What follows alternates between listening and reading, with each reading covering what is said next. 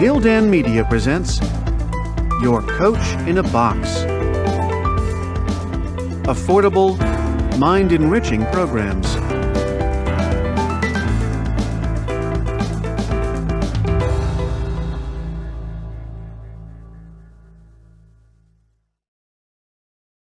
Gildan Media presents Ikigai, The Japanese Secret to a Long and Happy Life, written by Hector Garcia and Francesc Miralles, translated by Heather Cleary, read by Walter Dixon. Prologue. Ikigai, a mysterious word.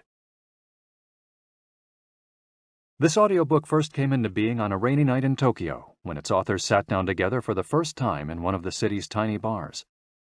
We had each read each other's work, but had never met, thanks to the thousands of miles that separate Barcelona from the capital of Japan. Then a mutual acquaintance put us in touch, launching a friendship that led to this project and seems destined to last a lifetime. The next time we got together, a year later, we strolled through a park in downtown Tokyo and ended up talking about trends in Western psychology, specifically logotherapy, which helps people find their purpose in life. We remarked that Viktor Frankl's logotherapy had gone out of fashion among practicing therapists, who favored other schools of psychology, though people still search for meaning in what they do and how they live. We ask ourselves things like, what is the meaning of my life? Is the point just to live longer, or should I seek a higher purpose? Why do some people know what they want and have a passion for life, while others languish in confusion? At some point in our conversation, the mysterious word Ikigai came up. This Japanese concept, which translates roughly as the happiness of always being busy, is like logotherapy, but it goes a step beyond. It also seems to be one way of explaining the extraordinary longevity of the Japanese, especially on the island of Okinawa, where there are 24.55 people over the age of 100 for every 100,000 inhabitants, far more than the global average. Those who study why the inhabitants of this island in the south of Japan live longer than people anywhere else in the world believe that one of the keys, in addition to a healthful diet, a simple life in the outdoors, green tea, and the subtropical climate, its average temperature is like that of Hawaii, is the Ikigai that shapes their lives. While researching this concept, we discovered that not a single book in the fields of psychology or personal development is dedicated to bringing this philosophy to the West. Is Ikigai the reason there are more centenarians in Okinawa than anywhere else? How does it inspire people to stay active until the very end? What is the secret to a long and happy life?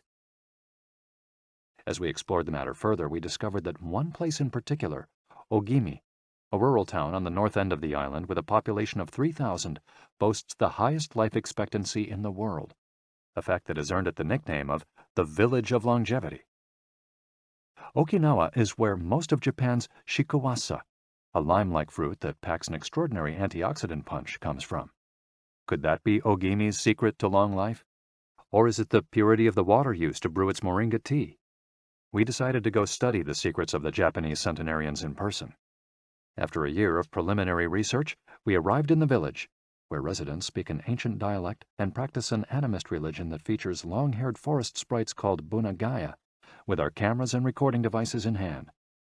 As soon as we arrived, we could sense the incredible friendliness of its residents, who laughed and joked incessantly amid lush green hills fed by crystalline waters. As we conducted our interviews with the eldest residents of the town, we realized that something far more powerful than just these natural resources was at work. An uncommon joy flows from its inhabitants and guides them through the long and pleasurable journey of their lives. Again, the mysterious Ikigai. But what is it exactly? How do you get it? It never ceased to surprise us that this haven of nearly eternal life was located precisely in Okinawa, where 200,000 innocent lives were lost at the end of World War II.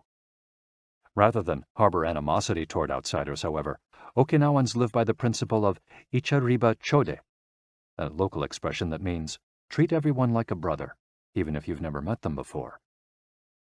It turns out that one of the secrets to happiness of Ogimi's residents is feeling like part of a community. From an early age, they practice yui ma'aru, or teamwork, and so are used to helping one another. Nurturing friendships, eating light, getting enough rest, and doing regular, moderate exercise are all part of the equation of good health. But at the heart of the joie de vivre that inspires these centenarians to keep celebrating birthdays and cherishing each new day is their Ikigai. The purpose of this audiobook is to bring the secrets of Japan's centenarians to you and give you the tools to find your own Ikigai, because those who discover their Ikigai have everything they need for a long and joyful journey through life. Happy travels. Hector Garcia and Francesc Miralles. Chapter 1. Ikigai, the art of staying young while growing old. What is your reason for being? According to the Japanese, everyone has an Ikigai, what a French philosopher might call a raison d'être. Some people have found their Ikigai, while others are still looking, though they carry it within them. Our Ikigai is hidden deep inside each of us, and finding it requires a patient search. According to those born on Okinawa, the island with the most centenarians in the world, our Ikigai is the reason we get up in the morning. Ikigai can be described as the common ground you find between what you're good at, what you love, what the world needs, and what you can be paid for. Whatever you do, don't retire. Having a clearly defined Ikigai brings satisfaction, happiness, and meaning to our lives. The purpose of this audiobook is to help you find yours, and to share insights from Japanese philosophy on the lasting health of body, mind, and spirit. One surprising thing you notice living in Japan is how active people remain after they retire. In fact, many Japanese people never really retire. They keep doing what they love for as long as their health allows. There is, in fact, no word in Japanese that means retire in the sense of leaving the workforce for good, as in English. According to Dan Buettner, a National Geographic reporter who knows the country well, having a purpose in life is so important in Japanese culture that our idea of retirement simply doesn't exist there. The island of almost eternal youth.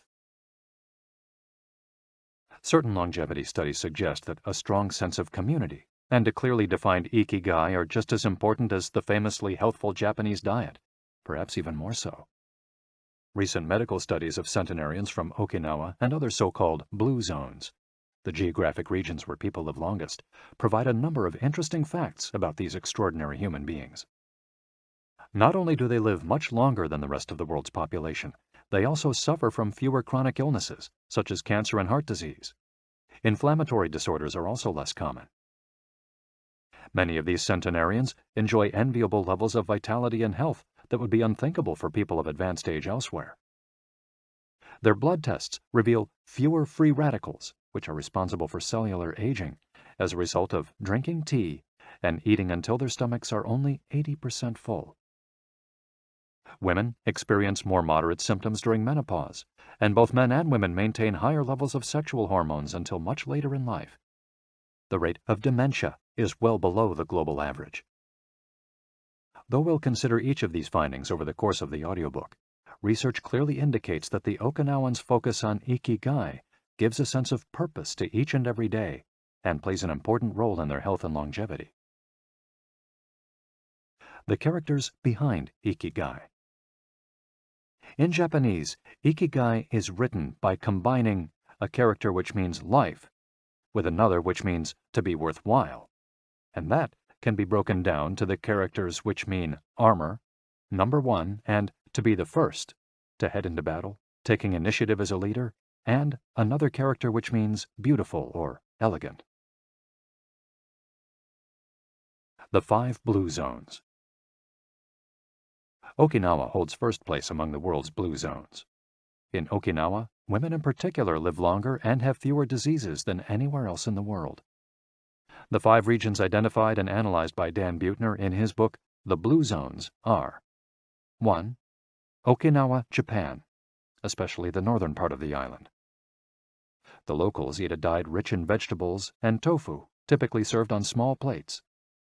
In addition to their philosophy of Ikigai, the moai, or close-knit group of friends, plays an important role in their longevity. 2. Sardinia, Italy, specifically the provinces of Nuoro and Ogliastra. Locals on this island consume plenty of vegetables and 1 or 2 glasses of wine per day. As in Okinawa, the cohesive nature of this community is another factor directly related to longevity. 3. Loma Linda, California. Researchers studied a group of Seventh-day Adventists who are among the longest living people in the United States. 4. The Nicoya Peninsula, Costa Rica. Locals remain remarkably active after 90. Many of the region's older residents have no problem getting up at 5:30 in the morning to work in the fields. 5. Ikaria, Greece. 1 of every 3 inhabitants of this island near the coast of Turkey is over 90 years old, compared to less than 1% of the population of the United States, a fact that has earned it the nickname of the Island of Long Life. The local secret seems to be a lifestyle that dates back to 500 BC. In the following chapters, we'll examine several factors that seem to be the keys to longevity and are found across the blue zones, paying special attention to Okinawa and its so-called Village of Longevity. First, however, it's worth pointing out that 3 of these regions are islands, where resources can be scarce and communities have to help one another.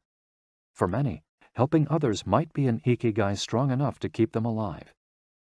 According to scientists who have studied the 5 blue zones, the keys to longevity are diet, exercise, finding a purpose in life, an ikigai, and forming strong social ties, that is, having a broad circle of friends and good family relations. Members of these communities manage their time well in order to reduce stress, consume little meat or processed foods, and drink alcohol in moderation. They don't do strenuous exercise, but they do move every day, taking walks and working in their vegetable gardens. People in the blue zones would rather walk than drive. Gardening, which involves daily, low-intensity movement, is a practice almost all of them have in common. The 80% secret. One of the most common sayings in Japan is harahachi-bu, which is repeated before or after eating and means something like, fill your belly to 80%. Ancient wisdom advises against eating until we are full. This is why Okinawans stop eating when they feel their stomachs reach 80% of their capacity, rather than overeating and wearing down their bodies with long digestive processes that accelerate cellular oxidation. Of course, there's no way to know objectively if your stomach is at 80% capacity. The lesson to learn from this saying is that we should stop eating when we're starting to feel full. The extra side dish, the snack we eat when we know in our hearts we don't really need it, the apple pie after lunch, all these will give us pleasure in the short term, but not having them will make us happier in the long term. The way food is served is also important. By presenting their meals on many small plates, the Japanese tend to eat less. A typical meal in a restaurant in Japan is served in 5 plates on a tray, 4 of them very small, and the main dish slightly bigger. Having 5 plates in front of you makes it seem like you're going to eat a lot, but what happens most of the time is that you end up feeling slightly hungry. This is one of the reasons why Westerners in Japan typically lose weight and stay trim. Recent studies by nutritionists reveal that Okinawans consume a daily average of 1,800 to 1,900 calories, compared to 2,200 to 3,300 in the United States, and have a body mass index between 18 and 22, compared to 26 or 27 in the United States. The Okinawan diet is rich in tofu, sweet potatoes, fish 3 times per week, and vegetables, roughly 11 ounces per day. In the chapter dedicated to nutrition, we'll see which healthy, antioxidant-rich foods are included in this 80%. Moai, connected for life. It is customary in Okinawa to form close bonds within local communities. A moai is an informal group of people with common interests who look out for one another. For many, serving the community becomes part of their ikigai. The moai has its origins in hard times, when farmers would get together to share best practices and help one another cope with meager harvests. Members of a moai make a set monthly contribution to the group. This payment allows them to participate in meetings, dinners, games of go and shogi, Japanese chess, or whatever hobby they have in common. The funds collected by the group are used for activities, but if there's money left over, one member decided on a rotating basis, receives a set amount from the surplus. In this way, being part of a moai helps maintain emotional and financial stability. If a member of a moai is in financial trouble, he or she can get an advance from the group's savings. While the details of each moai's accounting practices vary according to the group and its economic means, the feeling of belonging and support gives the individual a sense of security and helps increase life expectancy. Following this brief introduction to the topics covered in this audiobook, we look at a few causes of premature aging in modern life, and then explore different factors related to Ikigai. Chapter 2. Anti-Aging Secrets. Little things that add up to a long and happy life. Aging's escape velocity and the rabbit. Imagine a sign far off in the future with a number on it that represents the age of your death. Every year that you live, you advance closer to the sign. When you reach the sign, you die. Now, imagine a rabbit holding the sign and walking to the future. Every year that you live, the rabbit is half a year as far away. After a while, you will reach the rabbit and die. But what if the rabbit could walk at a pace of 1 year for every year of your life? You would never be able to catch the rabbit, and therefore you would never die. The speed at which the rabbit walks to the future is our technology. The more we advance technology and knowledge of our bodies, the faster we can make the rabbit walk. Aging's escape velocity is the moment at which the rabbit walks at a pace of 1 year per year or faster, and we become immortal. Aging's escape velocity. For more than a century, we've managed to add an average of 0.3 years to our life expectancy every year. But what would happen if we had the technology to add a year of life expectancy every year? In theory, we would achieve biological immortality, having reached aging's escape velocity. Researchers with an eye to the future, such as Ray Kurzweil and Aubrey de Grey, claim that we'll reach this escape velocity in a matter of decades. Other scientists are less optimistic, predicting that we'll reach a limit, a maximum age we won't be able to surpass no matter how much technology we have. For example, some biologists assert that our cells stop regenerating after about 120 years. Active mind, youthful body. There is much wisdom in the classic saying, mens sana in corpore sano, a sound mind in a sound body. It reminds us that both mind and body are important, and that the health of one is connected to that of the other. It's been shown that maintaining an active, adaptable mind is one of the key factors in staying young.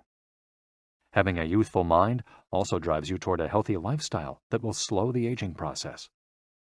Just as a lack of physical exercise has negative effects on our bodies and mood, a lack of mental exercise is bad for us because it causes our neurons and neural connections to deteriorate, and as a result, reduces our ability to react to our surroundings. This is why it's so important to give your brain a workout. One pioneer in advocating for mental exercise is the Israeli neuroscientist Shlomo Bresnitz, who argues that the brain needs a lot of stimulation in order to stay in shape. As he stated in an interview with Edward Punset for the Spanish television program Redis, there is a tension between what is good for someone and what they want to do.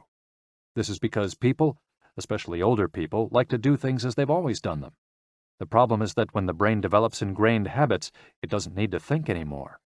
Things get done quickly and efficiently on automatic pilot, often in a very advantageous way. This creates a tendency to stick to routines, and the only way of breaking these is to confront the brain with new information. Presented with new information, the brain creates new connections and is revitalized. This is why it's so important to expose yourself to change, even if stepping outside your comfort zone means feeling a bit of anxiety. The effects of mental training have been scientifically demonstrated. According to Collins Hemingway and Shlomo Bresnitz in their book Maximum Brain Power, Challenging the Brain for Health and Wisdom, mental training is beneficial on many levels. You begin exercising your brain by doing a certain task for the first time, he writes, and at first it seems very difficult, but as you learn how to do it, the training is already working. The second time you realize that it's easier, not harder to do because you're getting better at it. This has a fantastic effect on a person's mood. In and of itself, it's a transformation that affects not only the results obtained, but also his or her self-image. This description of a mental workout might sound a bit formal, but simply interacting with others, playing a game, for example, offers new stimuli and helps prevent the depression that can come with solitude. Our neurons start to age while we're still in our 20s. This process is slowed, however, by intellectual activity, curiosity, and a desire to learn. Dealing with new situations, learning something new every day, playing games, and interacting with other people seem to be essential for anti-aging strategies for the mind. Furthermore, a more positive outlook in this regard will yield greater mental benefits. Stress, accused of killing longevity. Many people seem older than they are. Research into the causes of premature aging has shown that stress has a lot to do with it, because the body wears down much faster during periods of crisis. The American Institute of Stress investigated this degenerative process and concluded that most health problems are caused by stress. Researchers at the Heidelberg University Hospital conducted a study in which they subjected a young doctor to a job interview, which they made even more stressful by forcing him to solve complex math problems for 30 minutes. Afterward, they took a blood sample. What they discovered was that his antibodies had reacted to stress the same way they react to pathogens, activating the proteins that trigger an immune response. The problem is that this response not only neutralizes harmful agents, it also damages healthy cells, leading them to age prematurely. The University of California conducted a similar study, taking data and samples from 39 women who had high levels of stress due to the illness of one of their children, and comparing them to samples from women with healthy children and low levels of stress. They found that stress promotes cellular aging by weakening cell structures known as telomeres, which affect cellular regeneration and how our cells age. As the study revealed, the greater the stress, the greater the degenerative effects on cells. How does stress work? These days, people live at a frantic pace and in a nearly constant state of competition. At this fever pitch, stress is a natural response to the information being received by the body as potentially dangerous or problematic. Theoretically, this is a useful reaction, as it helps us survive in hostile surroundings. Over the course of our evolution, we have used this response to deal with difficult situations and to flee from predators. The alarm that goes off in our head makes our neurons activate the pituitary gland, which produces hormones that release corticotropin, which in turn circulates through the body via the sympathetic nervous system. The adrenal gland is then triggered to release adrenaline and cortisol. Adrenaline raises our respiratory rate and pulse and prepares our muscles for action, getting the body ready to react to perceived danger, while cortisol increases the release of dopamine and blood glucose, which is what gets us charged up and allows us to face challenges. These processes are, in moderation, beneficial. They help us overcome challenges in our daily lives. Nonetheless, the stress to which human beings are subjected today is clearly harmful. Compare the lives of cave dwellers with modern humans. Cave dwellers were relaxed most of the time. Modern humans work most of the time and are alert to any and all threats. Cave dwellers felt stress only in very specific situations. Modern humans are online or waiting for notifications from their cell phones 24 hours a day. To cave dwellers, the threats were real. A predator could end their lives at any moment. For modern humans, the brain associates the ping of a cell phone or an email notification with the threat of a predator. For cave dwellers, high doses of cortisol and adrenaline at moments of danger kept the body healthy. In modern humans, low doses of cortisol flow constantly through the body, with implications for a range of health problems, including adrenal fatigue and chronic fatigue syndrome. Stress has a degenerative effect over time. A sustained state of emergency affects the neurons associated with memory, as well as inhibiting the release of certain hormones, the absence of which can cause depression. Its secondary effects include irritability, insomnia, anxiety, and high blood pressure. As such, though challenges are good for keeping mind and body active, we should adjust our high-stress lifestyles in order to avoid the premature aging of our bodies. Be mindful about reducing stress. Whether or not the threats we perceive are real, Stress is an easily identifiable condition that not only causes anxiety, but is also highly psychosomatic, affecting everything from our digestive system to our skin. This is why prevention is so important in avoiding the toll that stress takes on us, and why many experts recommend practicing mindfulness. The central premise of this stress reduction method is focusing on the self, noticing our responses, even if they are conditioned by habit, in order to be fully conscious of them. In this way, we connect with the here and now and limit thoughts that tend to spiral out of control. We have to learn to turn off the autopilot that's steering us in an endless loop. We all know people who snack while talking on the phone or watching the news. You ask them if the omelet they just ate had an onion in it, and they can't tell you, says Roberto Alcibar, who abandoned his fast-paced life to become a certified instructor of mindfulness after an illness threw him into a period of acute stress. One way to reach such a state of mindfulness is through meditation, which helps filter the information that reaches us from the outside world. It can also be achieved through breathing exercises, yoga, and body scans. Achieving mindfulness involves a gradual process of training, but with a bit of practice, we can learn to focus our mind completely, which reduces stress and helps us live longer. A little stress is good for you. While sustained, intense stress is a known enemy of longevity and both mental and physical health, low levels of stress have been shown to be beneficial. After observing a group of test subjects for more than 20 years, Dr. Howard S. Friedman, a psychology professor at the University of California, Riverside, discovered that people who maintained a low level of stress, who faced challenges and put their heart and soul into their work in order to succeed, lived longer than those who chose a more relaxed lifestyle and retired earlier. From this, he concluded that a small dose of stress is a positive thing, as those who live with low levels of stress tend to develop healthier habits, smoke less, and drink less alcohol. Given this, it's not surprising that many of the supercentenarians, people who live to be 110 or more, whom you'll meet in this audiobook, talk about having lived intense lives and working well into old age. A lot of sitting will age you. In the Western world in particular, the rise in sedentary behavior has led to numerous diseases, such as hypertension and obesity, which in turn affect longevity. Spending too much time seated at work or at home not only reduces muscular and respiratory fitness, but also increases appetite and curbs the desire to participate in activities. Being sedentary can lead to hypertension, imbalanced eating, cardiovascular disease, osteoporosis, and even certain kinds of cancer. Recent studies have shown a connection between a lack of physical activity and the progressive distortion of telomeres in the immune system, which ages those cells and, in turn, the organism as a whole. This is a problem at all life stages, not only among adults. Sedentary children suffer from high rates of obesity and all its associated health issues and risks, which is why it's so important to develop a healthy and active lifestyle at an early age. It's easy to be less sedentary. It just takes a bit of effort and a few changes to your routine. We can access a more active lifestyle that makes us feel better inside and out.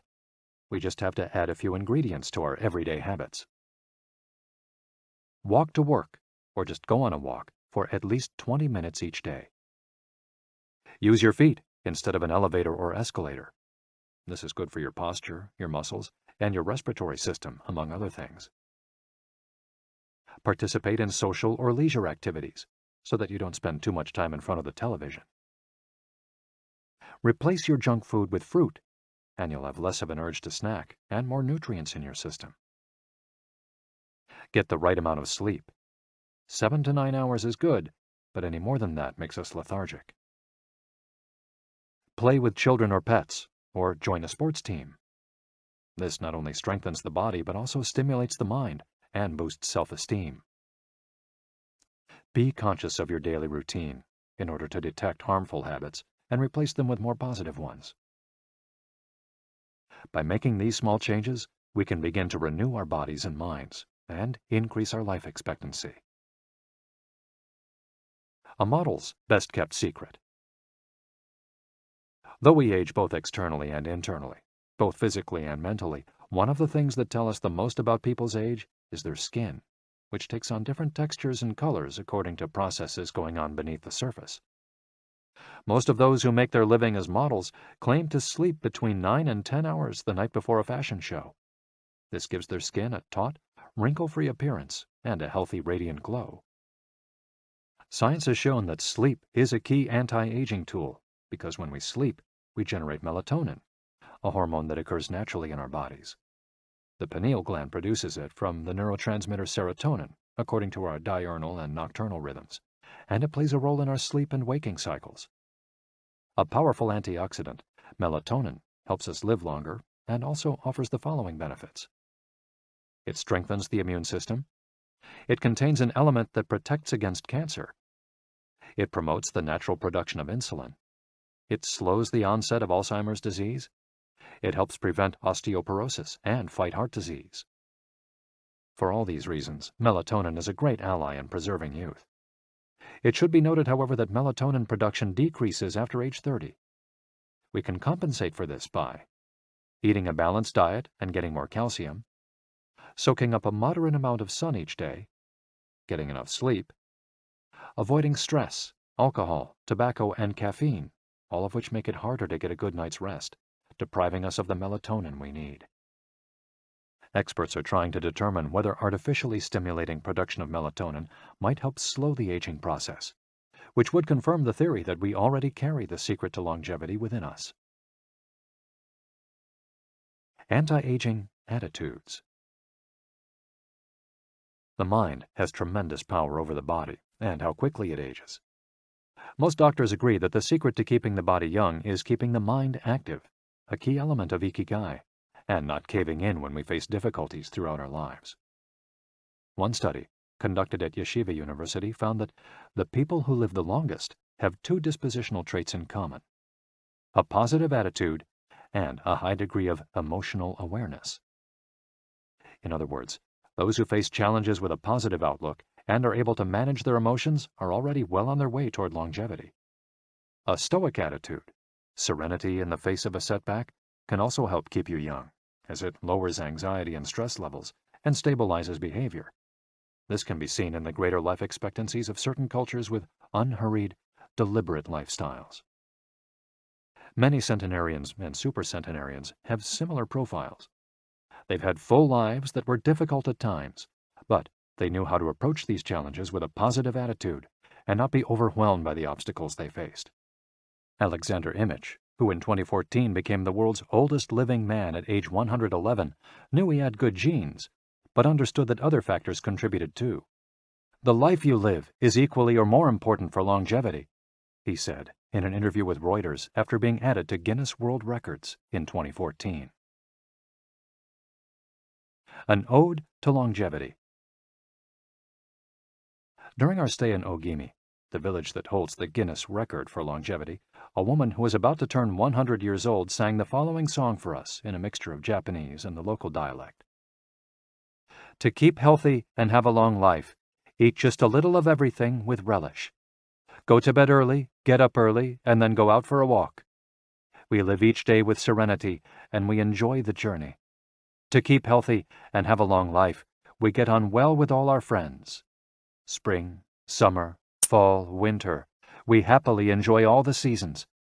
The secret is not to get distracted by how old the fingers are, from the fingers to the head and back once again. If you keep moving with your fingers working, 100 years will come to you." We can now use our fingers to play the next chapter, where we'll look at the close relationship between longevity and discovering our life's mission. Chapter 3. From Logotherapy to Ikigai. How to live longer and better by finding your purpose. What is logotherapy?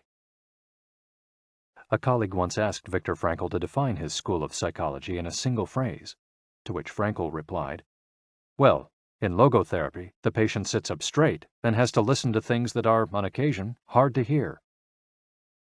The colleague had just described psychoanalysis to him in the following terms. "In psychoanalysis, the patient lies down on a couch and tells you things that are, on occasion, hard to say." Frankl explains that one of the first questions he would ask his patients was, "Why do you not commit suicide?" Usually the patient found good reasons not to and was able to carry on. What then does logotherapy do? The answer is pretty clear. It helps you find reasons to live. Logotherapy pushes patients to consciously discover their life's purpose in order to confront their neuroses. Their quest to fulfill their destiny then motivates them to press forward, breaking the mental chains of the past and overcoming whatever obstacles they encounter along the way. Something to live for. A study conducted by Frankl in his Vienna clinic found that among both patients and personnel, around 80% believed that human beings needed a reason for living, and around 60% felt they had someone or something in their lives worth dying for. The search for meaning. The search for purpose became a personal driving force that allowed Frankl to achieve his goals.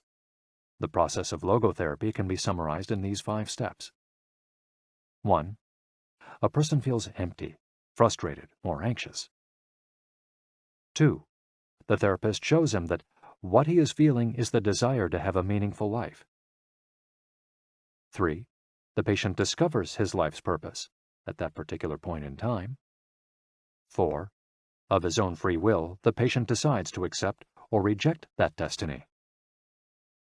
5. This newfound passion for life helps him overcome obstacles and sorrows. Frankl himself would live and die for his principles and ideals.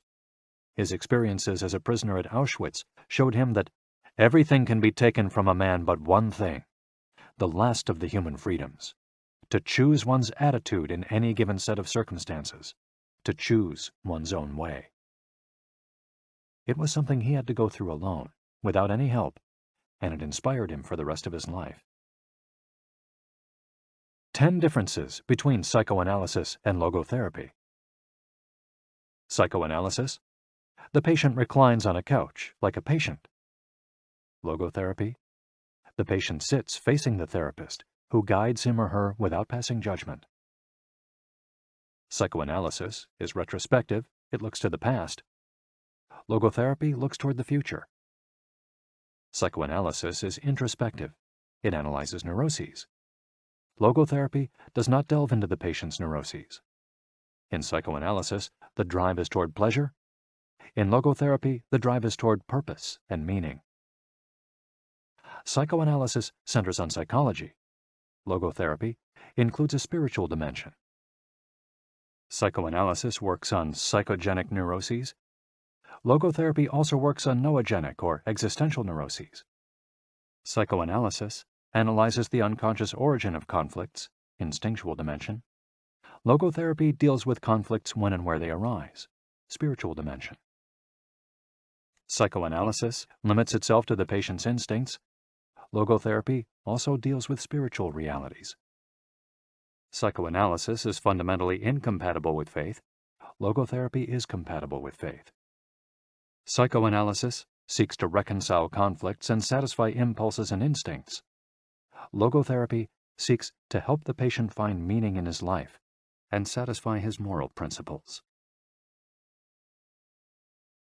Fight for yourself. Existential frustration arises when our life is without purpose or when that purpose is skewed. In Frankl's view, however, there's no need to see this frustration as an anomaly or a symptom of neurosis. Instead, it can be a positive thing, a catalyst for change. Logotherapy does not see this frustration as mental illness, the way other forms of therapy do, but rather as spiritual anguish, a natural and beneficial phenomenon that drives those who suffer from it to seek a cure, whether on their own or with the help of others, and in so doing, find greater satisfaction in life. It helps them change their own destiny. Logotherapy enters the picture if a person needs help doing this, if he needs guidance in discovering his life's purpose, and later in overcoming conflict so he can keep moving towards his objective. In Man's Search for Meaning, Frankl cites one of Nietzsche's famous aphorisms: "He who has a why to live can bear with almost any how." Based on his own experience, Frankl believed that our health depends on that natural tension that comes from comparing what we've accomplished so far with what we'd like to achieve in the future. What we need, then, is not a peaceful existence, but a challenge we can strive to meet by applying all the skills at our disposal. Existential crisis, on the other hand, is typical of modern societies in which people do what they're told to do or what others do, rather than what they want to do. They often try to fill the gap between what is expected of them and what they want for themselves with economic power or physical pleasure, or by numbing their senses. It can even lead to suicide. Sunday neurosis, for example, is what happens when, without the obligations and commitments of the work week, the individual realizes how empty he is inside. He has to find a solution. Above all, he has to find his purpose, his reason for getting out of bed, his Ikigai. I feel empty inside. In a study conducted at the Vienna Polyclinic Hospital, Frankel's team found that 55% of the patients they interviewed were experiencing some degree of existential crisis. According to logotherapy, discovering one's purpose in life helps an individual fill that existential void. Frankel, a man who faced his problems and turned his objectives into actions, could look back on his life in peace as he grew old. He did not have to envy those still enjoying their youth, because he had amassed a broad set of experiences that showed he had lived for something. Better living through logotherapy. A few key ideas. We don't create the meaning of our life, as Sartre claimed. We discover it. We each have a unique reason for being, which can be adjusted or transformed many times over the years. Just as worry often brings about precisely the thing that was feared, excessive attention to a desire, or hyperintention, can keep that desire from being fulfilled. Humor can help break negative cycles and reduce anxiety. We all have the capacity to do noble or terrible things. The side of the equation we end up on depends on our decisions, not on the condition in which we find ourselves. In the following case studies, we'll look at 4 cases from Frankel's own practice in order to better understand the search for meaning and purpose. Case study: Viktor Frankl. In German concentration camps, as in those that would later be built in Japan and Korea, psychiatrists confirmed that the prisoners with the greatest chance of survival were those who had things they wanted to accomplish outside the camp, those who felt a strong need to get out of there alive. This was true of Frankl, who, after being released and successfully developing the school of logotherapy, realized he had been the first patient of his own practice.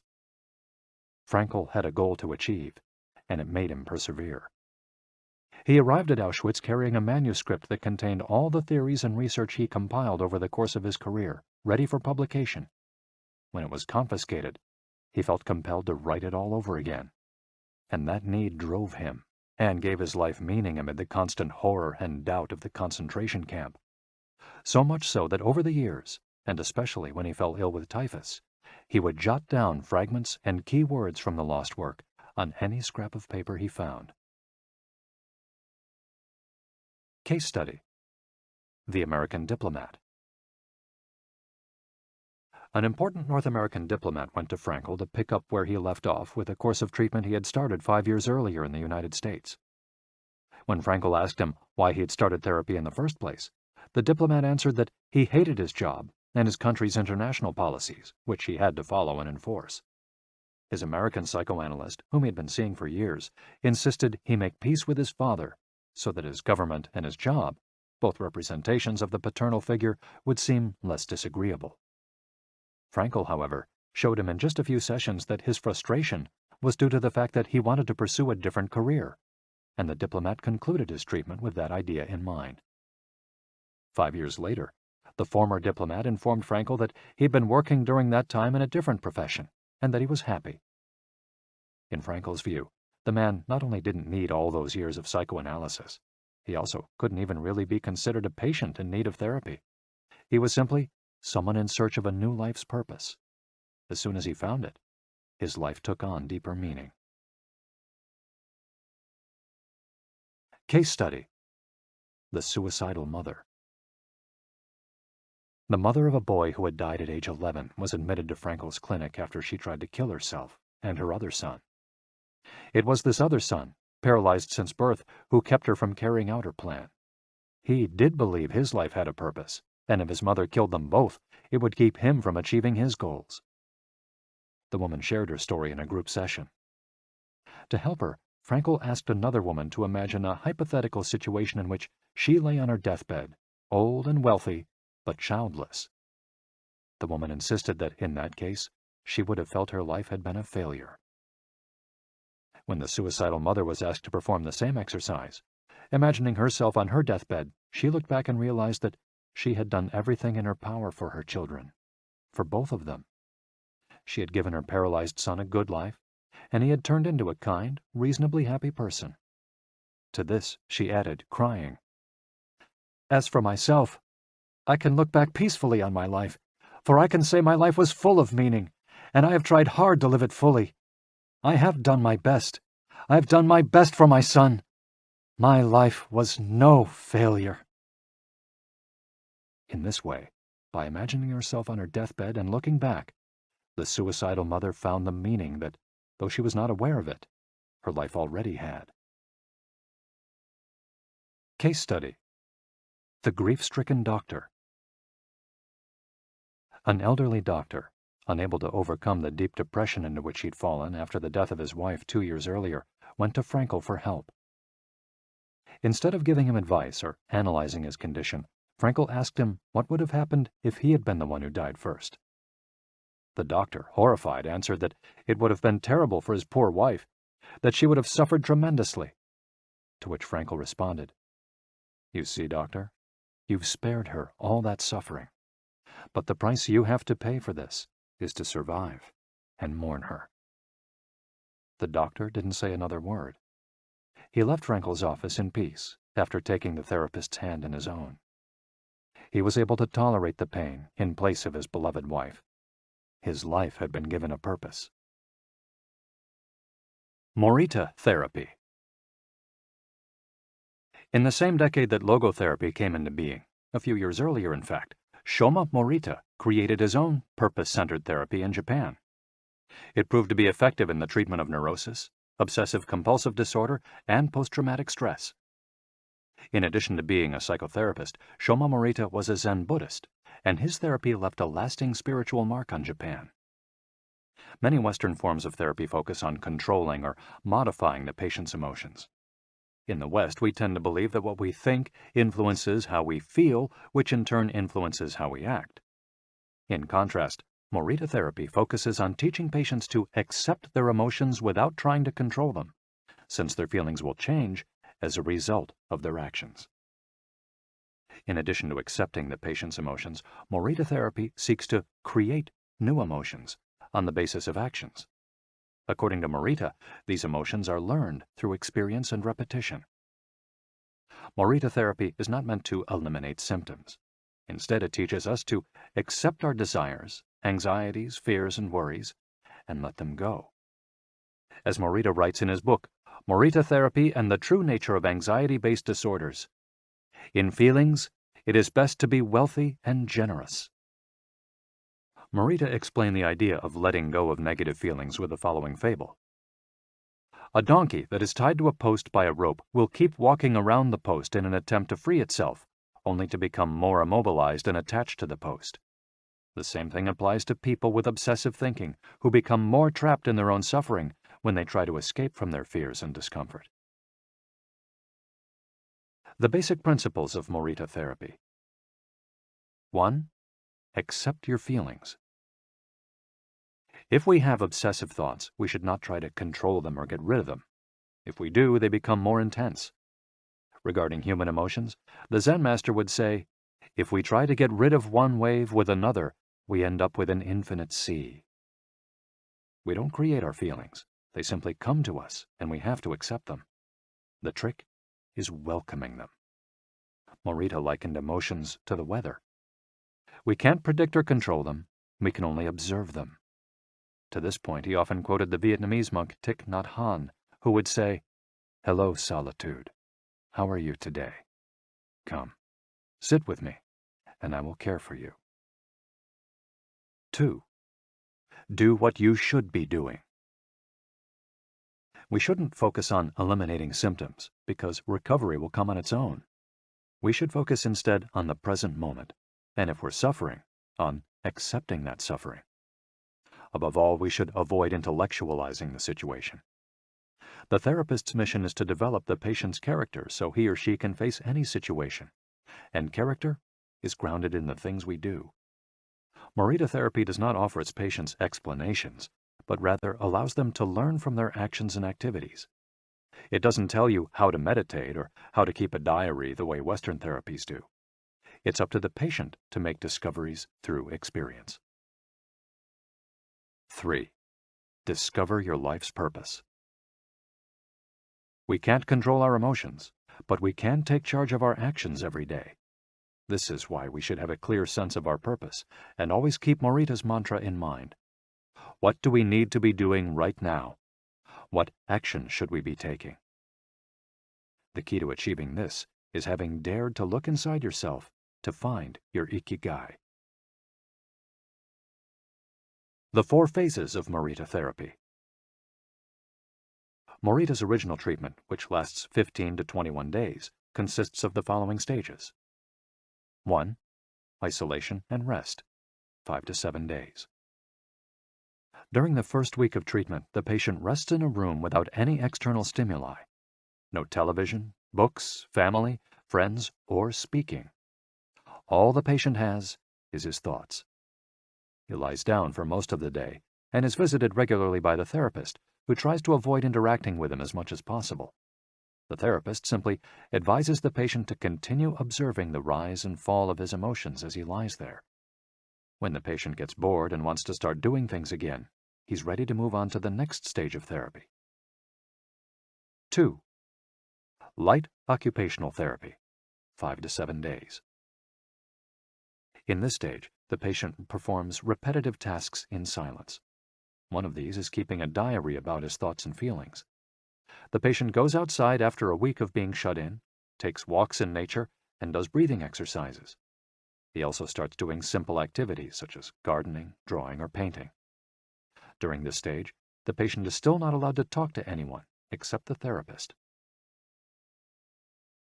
3. Occupational therapy, 5 to 7 days. In this stage, the patient performs tasks that require physical movement. Dr. Morita liked to take his patients to the mountains to chop wood. In addition to physical tasks, the patient is also immersed in other activities such as writing, painting, or making ceramics. The patient can speak with others at this stage, but only about the tasks at hand. 4. The return to social life and the real world.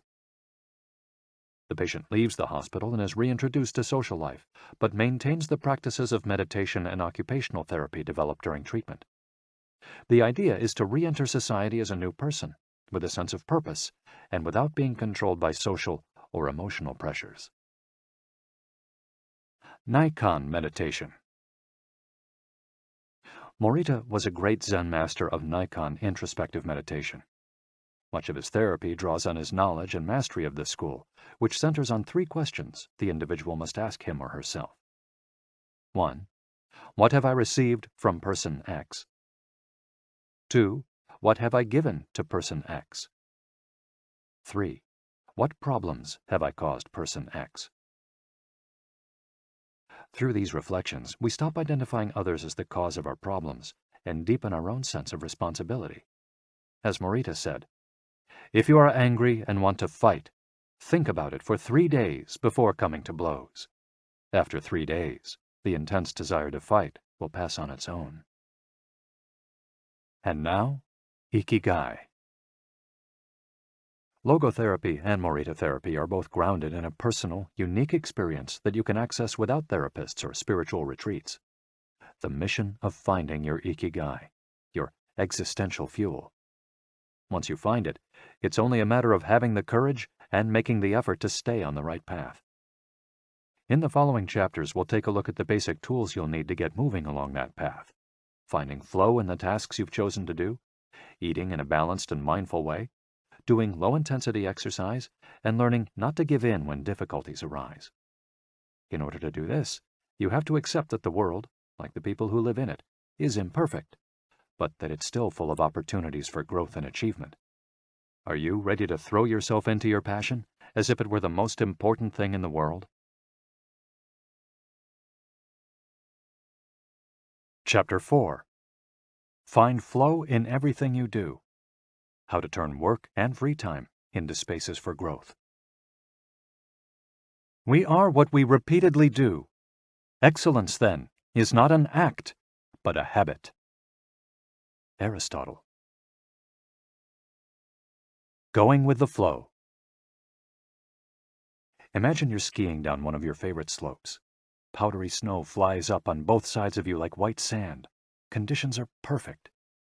You are entirely focused on skiing as well as you can. You know exactly how to move at each moment. There is no future, no past. There is only the present. You feel the snow, your skis, your body, and your consciousness united as a single entity. You are completely immersed in the experience, not thinking about or distracted by anything else. Your ego dissolves, and you become part of what you're doing. This is the kind of experience Bruce Lee described with his famous, "Be water, my friend." We've all felt our sense of time vanish when we lose ourselves in an activity we enjoy. We start cooking, and before we know it, several hours have passed. We spend an afternoon with a book and forget about the world going by until we notice the sunset and realize we haven't eaten dinner. We go surfing and don't realize how many hours we've spent in the water until the next day when our muscles ache. The opposite can also happen. When we have to complete a task we don't want to do, every minute feels like a lifetime, and we can't stop looking at our watch. As the quip attributed to Einstein goes, "Put your hand on a hot stove for a minute, and it seems like an hour. Sit with a pretty girl for an hour, and it seems like a minute." That is relativity. The funny thing is that someone else might really enjoy the same task, but we want to finish as quickly as possible. What makes us enjoy doing something so much that we forget about whatever worries we might have while we do it? When are we happiest? These questions can help us discover our Ikigai. The power of flow. These questions are also at the heart of psychologist Mihai Csikszentmihalyi's research into the experience of being completely immersed in what we're doing.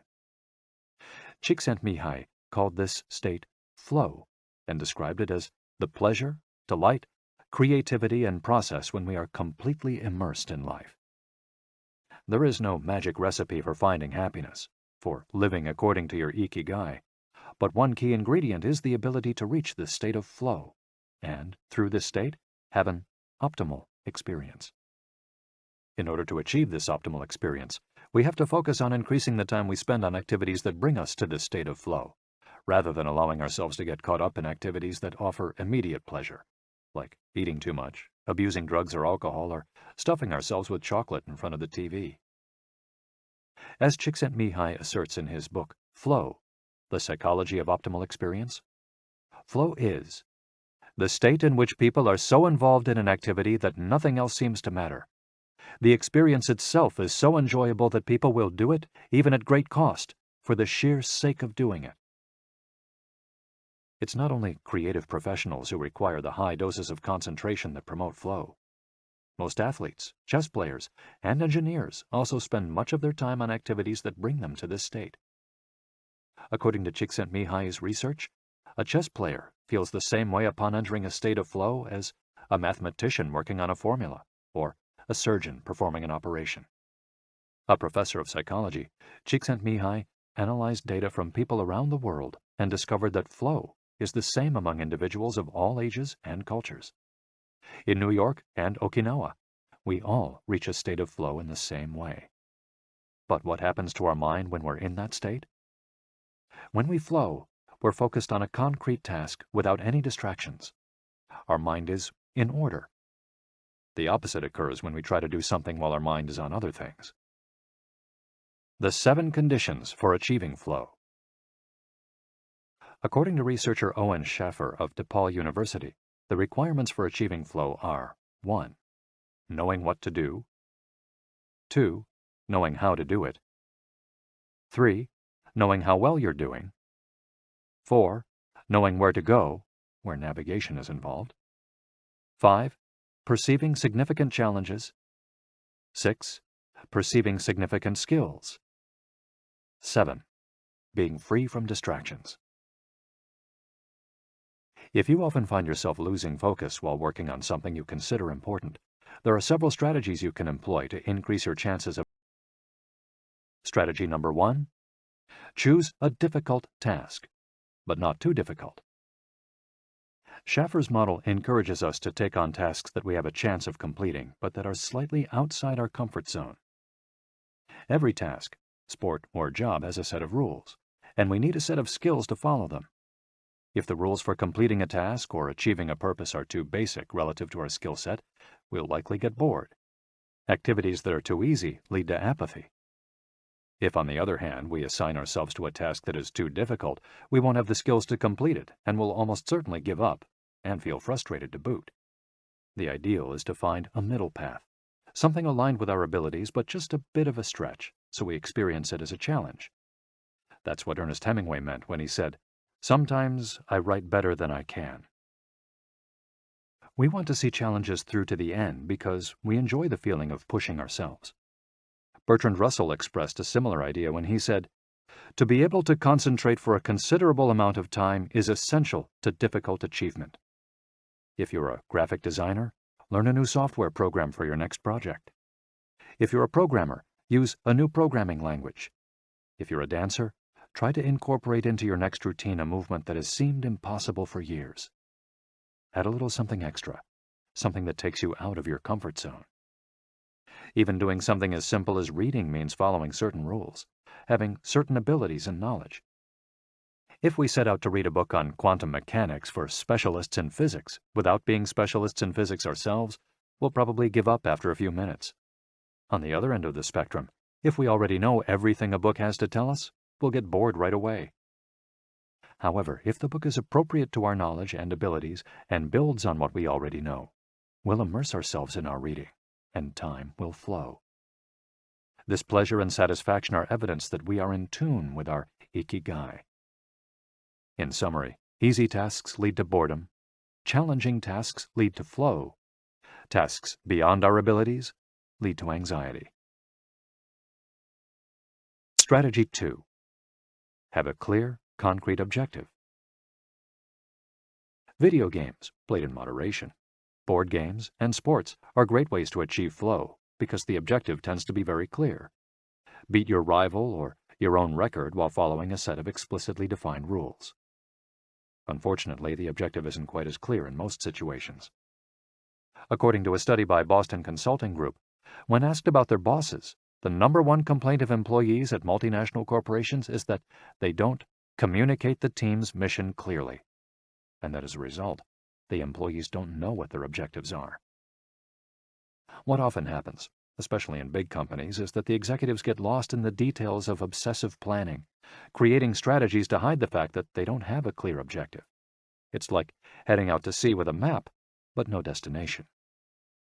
It's much more important to have a compass pointing to a concrete objective than to have a map. Joy Ito, director of the MIT Media Lab, encourages us to use the principle of compass over maps as a tool to navigate our world of uncertainty. In the book Whiplash, How to Survive Our Faster Future, he and Jeff Howe write, "In an increasingly unpredictable world moving ever more quickly, a detailed map may lead you deep into the woods at an unnecessarily high cost. A good compass, though, will always take you where you need to go. It doesn't mean that you should start your journey without any idea where you're going. What it does mean is understanding that while the path to your goal may not be straight, you'll finish faster and more efficiently than you would have if you had trudged along a pre-planned route." In business, the creative professions, and education alike, it's important to reflect on what we hope to achieve before starting to work, study, or make something. We should ask ourselves questions such as, what is my objective for today's session in the studio? How many words am I going to write today for the article coming out next month? What is my team's mission? How fast will I set the metronome tomorrow in order to play that sonata at an allegro tempo by the end of the week? Having a clear objective is important in achieving flow, but we also have to know how to leave it behind when we get down to business. Once the journey has begun, we should keep this objective in mind without obsessing over it. When Olympic athletes compete for a gold medal, they can't stop to think how pretty the medal is. They have to be present in the moment. They have to flow. If they lose focus for a second, thinking how proud they'll be to show the medal to their parents, they'll almost certainly commit an error at a critical moment and will not win the competition. One common example of this is writer's block. Imagine that a writer has to finish a novel in 3 months. The objective is clear. The problem is that the writer can't stop obsessing over it. Every day she wakes up thinking, I have to write that novel. And every day she sets about reading the newspaper and cleaning the house. Every evening she feels frustrated and promises she'll get to work the next day. Days, weeks, and months pass, and the writer still hasn't gotten anything down on the page, when all it would have taken was to sit down and get that first word out, then the second, to flow with the project, expressing her Ikigai. As soon as you take these first small steps, your anxiety will disappear and you'll achieve a pleasant flow in the activity you're doing. Getting back to Albert Einstein, a happy man is too satisfied with the present to dwell on the future. To summarize, a vague objective leads to confusion, time and energy wasted on meaningless tasks, and mental block. A clearly defined objective and a focus on process leads to flow.